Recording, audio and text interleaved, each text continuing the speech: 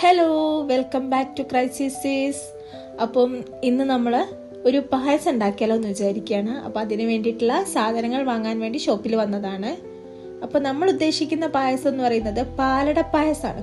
First ടൈമാണ് ഞങ്ങൾ പാലട പായസം ഉണ്ടാക്കാൻ പോകുന്നത്. അപ്പോൾ അതിന് വേണ്ടി ഡബിൾ ഹോൾസിൻ്റെ ഒരു പാക്കറ്റ് എടുത്തിട്ടുണ്ട്.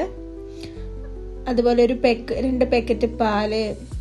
അപ്പോൾ ഈ പായസത്തിന് കൂടെ കഴിക്കാൻ വേണ്ടിയിട്ട് പഴം, പപ്പടം എന്നിവയും കൂടി വാങ്ങിച്ചിട്ടുണ്ട്.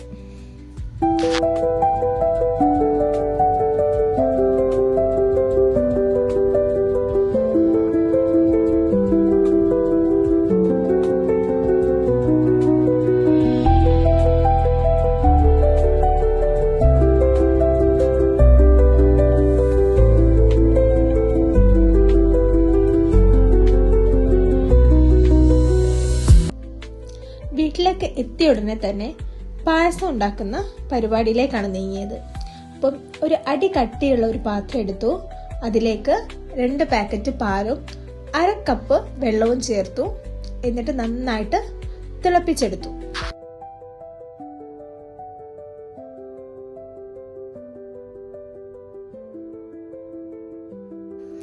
തിളച്ചു വരുന്ന പാലിലേക്ക് നമ്മൾ പാലട മിക്സ് ചേർത്ത് കൊടുത്തു.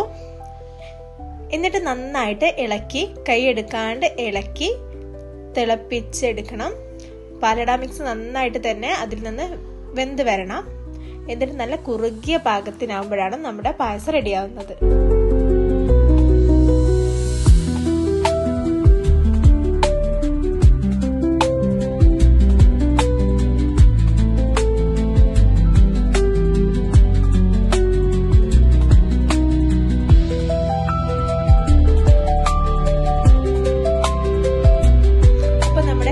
ഇവിടെ റെഡിയായി കഴിഞ്ഞു. ഇനി നമുക്കത് കഴിക്കാം. അതിന് നമ്മൾ ഇലയിലേക്ക് പായസം ഒഴിച്ചു. അപ്പൊ ഞങ്ങൾ 2 പേരാണ് ഇപ്പൊ കഴിക്കാൻ പോകുന്നത്. അപ്പൊ ഞങ്ങൾക്ക് 2 പേർക്കുള്ളത് ഞങ്ങൾ വിളമ്പിയിട്ടുണ്ട്. അതുപോലെ പപ്പടവും പഴവും കൂട്ടിയിട്ടാണ് ഞങ്ങളത് കഴിക്കാൻ പോകുന്നത്. എൻ്റെ ഫസ്റ്റ് എക്സ്പീരിയൻസ് ആണ്. എങ്ങനെയാണ് ടേസ്റ്റ് എന്ന് എനിക്കറിയില്ല. അപ്പം കഴിച്ചു നോക്കിയിട്ട് ബാക്കി പറയാം.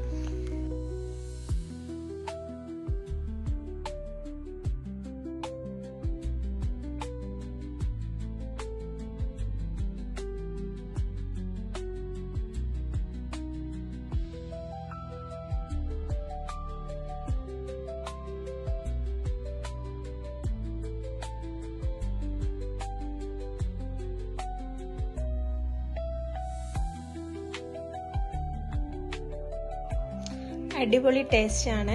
അപ്പോൾ എല്ലാവരും വീട്ടിൽ പായസം ഉണ്ടാക്കുന്ന സമയത്ത് പപ്പടവും പഴവും കൂട്ടി ഒന്ന് കഴിച്ചു നോക്കേണ്ടതാണ്. അപ്പോൾ വേണ്ടാന്ന് പറഞ്ഞവർ വരെ കഴിക്കുന്നുണ്ട്. അപ്പോൾ ഇന്നത്തെ വീഡിയോ ഇത്രയേ ഉള്ളൂ. Tata, bye bye.